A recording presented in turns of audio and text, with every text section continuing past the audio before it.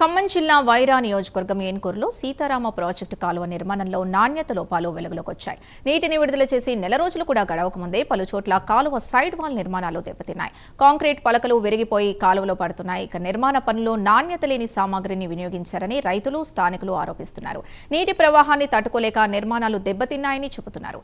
సుమారు 72 కోట్లతో నిర్మించిన ఏన్కూరు లింక్ కాలువ కొద్ది రోజుల్లోనే పగుళ్లకు గురికావడంపై స్థానికులు ఆగ్రహం వ్యక్తం చేస్తున్నారు. అధికారుల పర్యవేక్షణపైన ప్రశ్నలు తలెత్తుతున్నాయి. కాలువ కట్టకు మరింత నష్టం జరిగి నీటి తాకిడికి తెగిపోతే పంటలకు భారీ నష్టం వాటిల్లే ప్రమాదం ఉందని రైతులు ఆందోళన వ్యక్తం చేస్తున్నారు. మరింత సమాచారం మా కరెస్పాండెంట్ రజనీకాంత్ అందిస్తారు. రజనీకాంత్, సీతారామ ప్రాజెక్టు ద్వారా గోదావరి నీళ్ళని ఎత్తిపోసి ఖమ్మం జిల్లాతో పాటు ఇటు కొత్తగూడెం జిల్లా, దాంతో పాటుగా మహబూబాబాద్ జిల్లాలకు 6 లక్షల ఎకరాలకు ఆయకట్టుకు నీరు తీసుకోవాలని చెప్పేసి ప్రభుత్వంతో పాటు ఈ ప్రభుత్వం రేవంత్ రెడ్డి సర్కార్ కూడా పూర్తిగా బాధ్యతలు తీసుకున్నారు.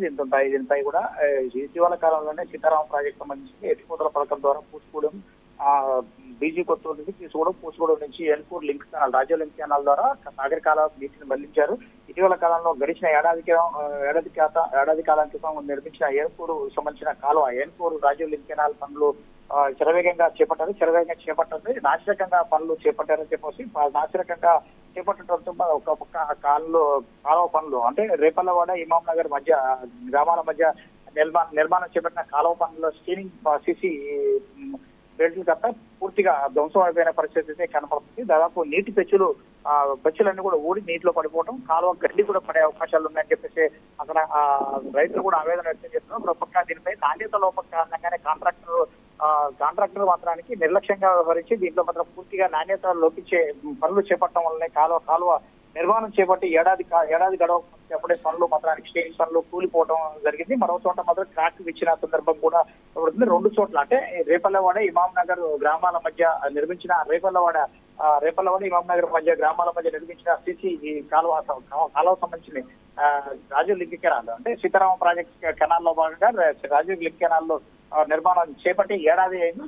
ఏడాది క్రితం నిర్మించిన పనులకే పూర్తిగా అవరోధం ఏర్పడి పూర్తిగా అవి ధ్వంసమైపోయిన పరిస్థితులు వచ్చిందంటే కనీసం అధికారులు, ఇరిగేషన్ శాఖ అధికారులు కానీ, ఇటు జిల్లా కలెక్టర్ కానీ, మిగతా అధికారులు యంత్రాంగం కూడా పూర్తిగా నిర్లక్ష్యంగా వ్యవహరించారని చెప్పవచ్చు. ఇటీవల కాలంలో సుమారు దాదాపు గడిచిన 10-15 రోజులు మాత్రం రజనీకాంత్, దాదాపు 72 కోట్లతో నిర్మించిన కాలువ కదా, మరి ముందు ఎలాంటి నాణ్యత ప్రమాణాలకు సంబంధించి ఎలాంటి కూడా పరిశీలన చేయలేదా? ఈ నాణ్యత ప్రమాణాల విషయంలో పూర్తిగా 72 కోట్ల రూపాయల వ్యయంతో మాత్రానికి సీతారాం ప్రాజెక్టు సంబంధించిన లింక్ కెనాల్ అంటే ఈ కాలువని సాగర్ కాలువకు అనుసంధానం చేసే విషయంలో 72 కోట్ల రూపాయల వ్యయంతో మాత్రం 9 కిలోమీటర్ల మేర మాత్రం నిర్మించారు. ఈ నిర్మించిన పనుల విషయం మాత్రం పూర్తిగా నాణ్యత లోపం మాత్రం ఒకసారిగా డొల్లతనం కూడా పూర్తిగా బయటపడదని చెప్పవచ్చు.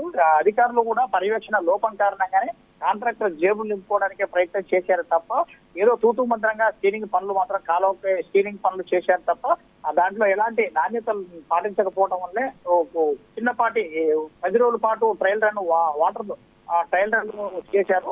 ట్రయల్ రన్ చేసిన 10 రోజులకే ఆ స్టీరింగ్ పనులు ఊడిపోవడం వెనక కాంట్రాక్టర్ నిర్లక్ష్యం కొట్టొచ్చినట్టు కాబట్టి అధికారులు మాత్రం ఏమాత్రం కూడా పర్యవేక్షణ లేకపోవడం వల్లనే ఈ పనులు నాణ్యత పనులు కూడా బయటపడ్డాయని చెప్పొచ్చు. కనీసం దాని పనులు జరుగుతున్నాయి. ఏడాది పాటు ఈ పనులు జరిగాయి. 72 కోట్ల రూపాయలకు సంబంధించిన నిధులకు సంబంధించి కాలువ కాంట్రాక్టర్ పనులు చేపట్టిన సందర్భంలో అధికారుల నిర్లక్ష్యం మాత్రం అధికారులు ఆ వైపు కూడా కన్నెత్తి చూడలేదని చెప్పే స్పష్టంగా దీన్ని బట్టి సందర్భాన్ని బట్టి కూడా అర్థం చేసుకోవచ్చు.